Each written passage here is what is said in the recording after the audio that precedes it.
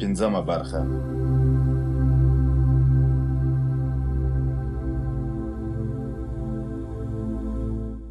ښه مدیر او ښه ستراتیژي. مدیران کولی شي ښې ستراتیژي یعنې تګلارې جوړې کړي. په کمپنۍ کې مې له کارکوونکو سره د کار پر مهال یوه مهم ټکي ته پام شو. هغه دا چې دوی هر یوه د ستراتیژۍ په جوړولو کې ځانګړی مهارت درلود. دوی زیاتره وخت د مشرۍ د لارو چارو په اړه تفکر کاوه. د مشرۍ په اړه تفکر د اوږدمهاله نظریو په معنا دی. مشران کله چې یو کار پیلوي له ټولو ممکنه لارو چارو کار اخلي. دوی ځانونه د یوې لویې نړۍ په کچه احساسوي او د همدغه معیار پر بنسټ فکر کوي چې که زه دا کار وکړم آیا کومه پیښه خو به نه رامنځته کیږي. زما د دوستانو، سیالانو او دښمنانو عکس العمل به څه وي؟ آیا کومه پیښه خو به نه رامنځته کیږي. مشران د تفکر کارپوهان دي. هغوی اوسنیو پیښو ته په کتو سره د راتلونکو پیښو وړاندوینه یا پیشګویي کوي. دوی د پیرودونکو یا مشتریانو پیر ته په کتو سره بازار ته د راتلونکو محصولاتو او خدمتونو د وړاندې کولو په اړه فکر کوي، ځکه دوی پوهیږي چې مشتریان په راتلونکي کې کوم شیان اخلي او د څه شي په تمه دي. دوی د بحرانونو وړاندوینه هم کوي او دې ته نه په تمه کیږي چې څه به رامنځته کیږي، بلکې تل له خپله ځانه پوښتي آیا کومه تېروتنه خو به نه کیږي؟ آیا څوک خو به مې کار ته خنډ نه جوړوي؟ د تفکر وروسته د راتلونکي وړاندوینه یا پیشګویي هم ډېر اهمیت لري. معنا دا چې د راتلونکي کار د احتمالي پیل او پیښو وړاندوینه یا پیشګویي وسي. دا هغه څه دي چې ناپلیون وکولای شول د جګړو په زیاتره ډګرونو کې بریا ترلاسه کړي. د جګړو لپاره یوه ځانګړې ستراتیژي درلوده. ټولې احتمالي ستونزې به یې په پام کې نیولې او پر وړاندې به یې مقابله کوله. مخکې له مخکې یې د هر څه په اړه فکر کاوه. کله چې به یې د جګړې ډګر ته ودانګل نو د دښمن پر وړاندې به یې ډېر ښه او مناسب عکس العمل ښوده. متفکرین د نورو په پرتله ښه ستراتیژي لري، ځکه عادي خلک تفکر ته وخت نه ورکوي. ستراتیژیک پلان. مشران باید د خپلې کمپنۍ یا سازمان لپاره یو ستراتیژیک پلان ولري. تاسو هغه وخت کولی شئ یو ګټور ستراتیژیک پلان چمتو کړئ چې لاندې شپږو پوښتنو ته جواب ووایاست. اول، اوس په کوم ځای کې یاست؟ هر ستراتیژیک پلان د یوې کمپنۍ د پوره ارزونې وروسته پیل کیږي. که په دې پوه نه شئ چې اوس مو وضعیت څنګه دی، نو نه شئ کولی د خپلې کمپنۍ د پرمختګ لپاره ستراتیژیک ګامونه اوچت کړئ. د سوداګرۍ په برخه کې باید د خپل سیال محصول، ګټې، پلور، سرمایې او وضعیت ته پاملرنه وکړئ. دوهم، اوسني مقام ته څنګه رسېدلي یاست؟ رښتینولي کولی شي سړی هر ځای ته ورسوي. کومو تصمیمونو ستاسو اوسنی حالت بدل کړ؟ اوسني حالت ته د رسېدو په موخه مو په کومو فعالیتونو لاس پورې کړ؟ په کومو اړینو فعالیتونو مو لاس پورې کړ چې هر وخت پیرودونکي یا مشتریان تاسو ته راځي؟ کوم فعالیتونه باید وسي چې لا هم نه دي سوي؟ دریم، له دې ځایه غواړئ کوم ځای ته ځان ورسوئ؟ د اول او دوهم ګام د اوچتولو وروسته باید دا په ډاګه سي چې غواړئ کوم ځای ته ورسېږئ. ځیرک اوسئ او جزئیات مشخص کړئ. د بیلګې په توګه دا په ډاګه کړئ چې غواړئ کوم محصولات رانیسئ. آیا دا خوښوئ چې ډېر پیرودونکي او مشتریان او په راتلونکو 5 کلونو کې ښه مالي پایله ولرئ؟ څلورم، څنګه کولی شئ له اوسني دریځه ځانونه ټاکل شوي موخې یا هدف ته ورسوئ؟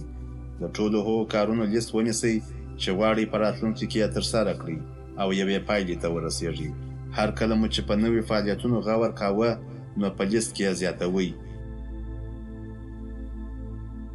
پنځم، کوم خنډونه باید له مخې پورته کړئ څو وکولای شئ خپلو ستراتیژیکو موخو یا اهدافو ته ورسېږئ. ډېری داسې محدودیتونه او خنډونه شته څو په هغه کمپنۍ کې چې تاسو کار کوئ د یوه فرد احساس وکړئ. دغه محدودیتونه او خنډونه له کومه کیږي او څنګه کولی شئ له مخې یې لرې کړئ؟ شپږم، څه ډول پوهې او کومو سرچینو ته اړتیا لرئ څو وکولای شئ خپلو ستراتیژیکو موخو ته ورسېږئ؟ یوه کمپنۍ هغه وخت زیات پیرودونکي یا مشتریان راجلب او له نورو سیالو کمپنیو مخکې کیدای شي چې کارکوونکي یې ښه وړتیا ولري. د بیلګې په توګه ډېری کمپنۍ د ټولنیزو رسنیو کارپوهان لري. د پلان جوړونې طرحه. تر ټولو ښه وسیله چې مشران کولی شي د ستراتیژیکو برنامو په پلي کولو کې ترې کار واخلي د پلان جوړونې طرحه ده. ستراتیژیکې برنامې د 3 یا 4 طرحو څخه رامنځته کېدای شي. دا طرحې په ډاګه کوي چې ستاسو کمپنۍ او سوداګریز چاپیریال به په راتلونکو 5 10 او 10 کلونو کې له څه ډول وضعیت سره مخ وي. ستاسو چمتو شوې طرحه باید ډېره کره او واضح وي څو تاسو ته دا روښانه کړي چې په راتلونکي کې څه ډول محصولات پلورلی شئ، د څه ډول پیرودونکو او سیالانو سره مخ کېدای شئ او کوم نور اړین کارونه دي چې باید سرته یې ورسوئ. د بهرني او کورني چاپیریال اغېز څه دی؟ آیا ستاسو پر سوداګرۍ اغېز کولی شي؟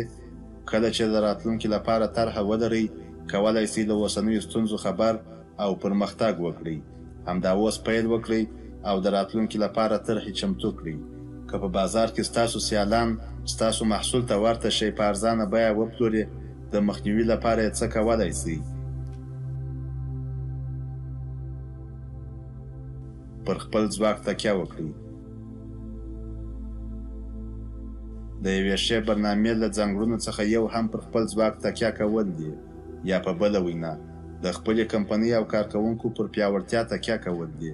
دا کار کولی شي ستاسو په سازمان یا کمپنۍ کې بنسټیز بدلون رامنځته کړي. همدارنګه تاسو کولی شئ د خپل ځواک څخه په استفادې د خپلو سیالانو کمزوري ټکي را پیدا کړئ. که ستاسو سیال هم ستاسو په څېر پیاوړی وي، بیا نو نشئ کولی یو له بل سره سیالي وکړئ. خو ناهیلي کېږئ مه، ځکه په بازار کې ډېری داسې نور فرصتونه هم شته چې تاسو خپل سیال ته ماته ورکړئ. د بیلګې په ډول یوه کمپنۍ کولی شي استثنایي ارزښتونه بازار ته وړاندې کړي، په خپلو خدمتونو او محصولاتو کې عدلون بدلون رامنځته کړي، او یا هم په بازار کې داسې ځای پیدا کړي څو وکولی شي هلته خپلو سیالانو ته ماته ورکړي. په همدې اساس دی کولی شي هلته ښه لاسته راوړنه ولري. که څه هم تاسو باید په خپل ځواک تکیه وکړئ، ځانونه پیاوړي کړئ، ناوړه احتمالي پایلې هم په نظر کې ونیسئ او هغو برخو ته مو باید ډېر پام وي چې تاسو ته زیان اړوي. څه ډول خنډ به رامنځته شي؟ د 2 کمپنیو ترمنځ سیالۍ به څه ډول احتمالي پایلې ولري؟ دغو ټولو احتمالي پیښو ته باید تاسو چمتو شوي طرحې ولرئ. مخکې له دې چې بازار مو وغولوي، تاسو باید چمتووالی ورته نیولی وي. پلان جوړونکي او مشران د دې وړتیا لري څو په چټکۍ سره د داسې پیښو مخنیوی وکړي، ځکه هغوی هم مخکې له ورته پیښو سره مخ شوي وي. دا ډول پیښې هغوی نشي غولولی او نه یې هم ماتولی شي. دا ځکه چې هغوی کولی شي د داسې پیښو وړاندوینه وکړي، کولی شي په هماغه وخت حاضر شي، اړین تصامیم ونیسي، خپله شتمني یو بل مناسب ځای ته انتقال کړي، او یا هم د دې وړتیا لري چې په ځینو ځایونو کې شاتګ وکړي. په نامناسبو شرایطو کې چټک عکس العمل د یوې ښې مشرۍ له نښو څخه شمیرل کیږي.